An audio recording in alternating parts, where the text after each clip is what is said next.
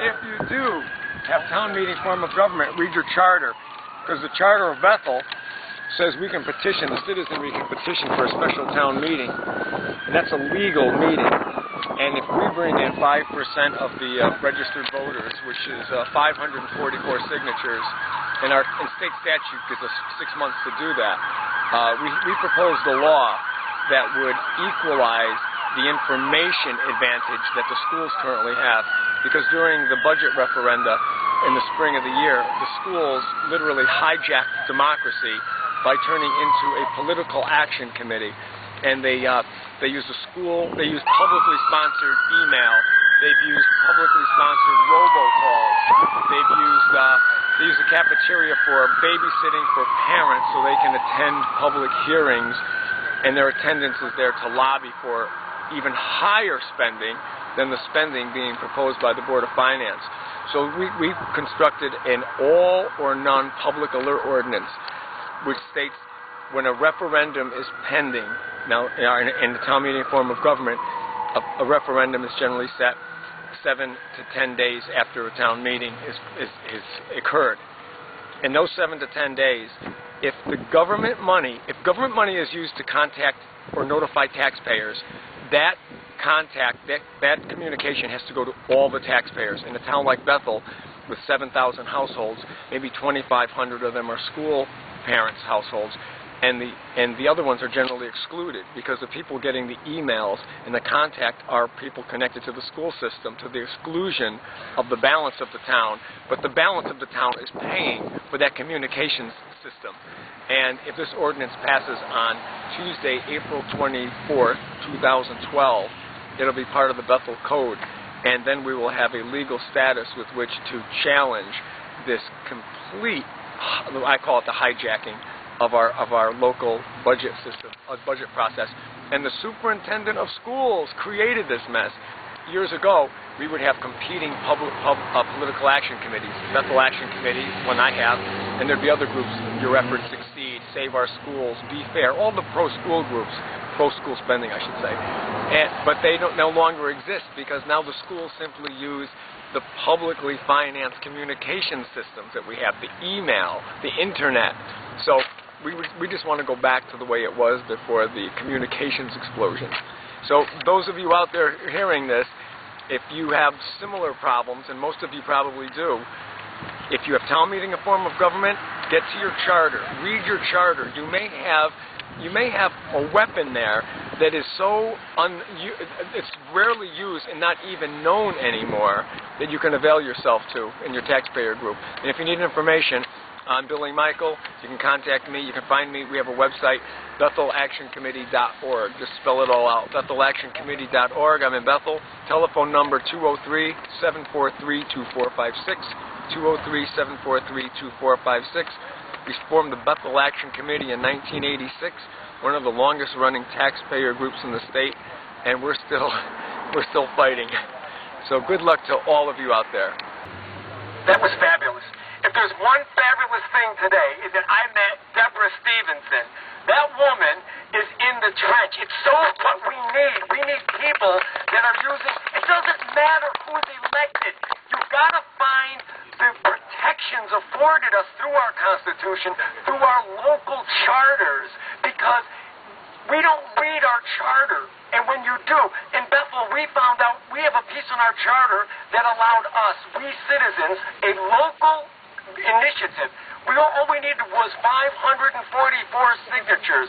We've written a proposed ordinance for, now granted, you're talking state and federal level. I'm a little pond guy. I stay in the town.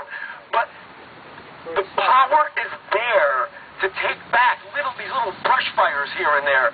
And we have an all or none public alert ordinance that's going to a legal town meeting on Tuesday, April 24th. And what that would do was, you are all going to get a property tax increase July 1st, are you not? Is anybody here not getting a tax increase on July 1st?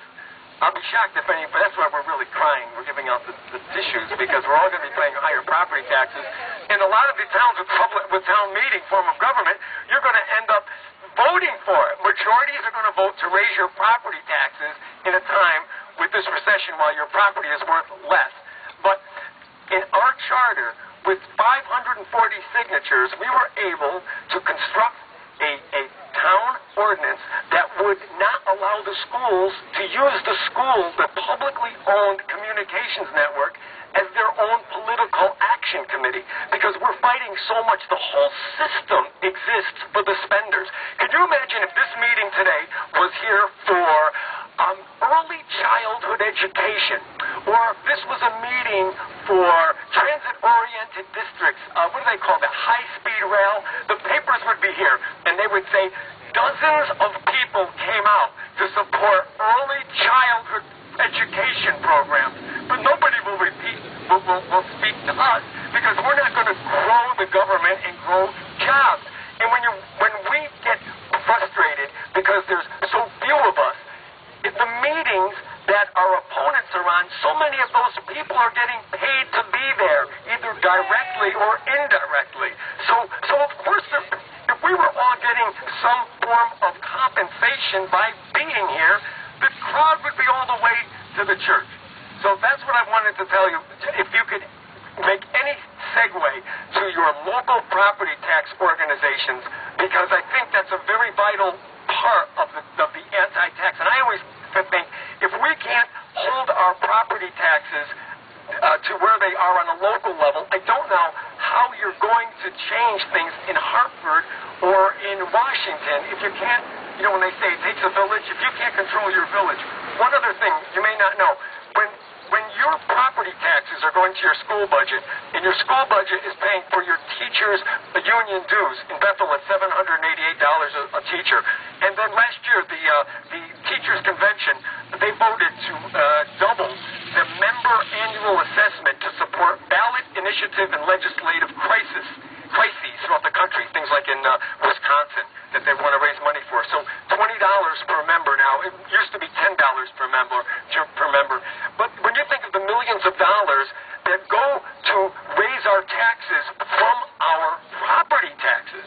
So after I get through with this all or none ordinance, what I want to do, I'm going to talk to Deborah about this, is see if there can be some sort of a legal challenge to that portion of your teacher's salary, our teacher's union dues paid for by property taxes, so the town would no longer connect that. If they want to send that in, let them write their check. But I think there's Supreme Court precedence on this, and this would be a fabulous fight, because why should we, property owners, be funding the political action of groups that are raising our property tax? They're using our money. Anyway, it's exciting. But it's wonderful to be here.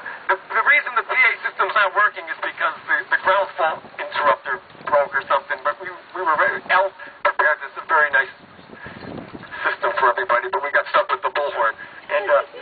But that's okay. To look at the resilience of our group here. We don't care. We just go on. You're singing. Chris is telling jokes. Everybody's happy. Everybody's happy. We're happy because November's coming. We're happy. Well, November. you don't have to wait till November. Get your people out. In the next 6 weeks, 8 weeks, there's going to be property tax. There's going to be referenda.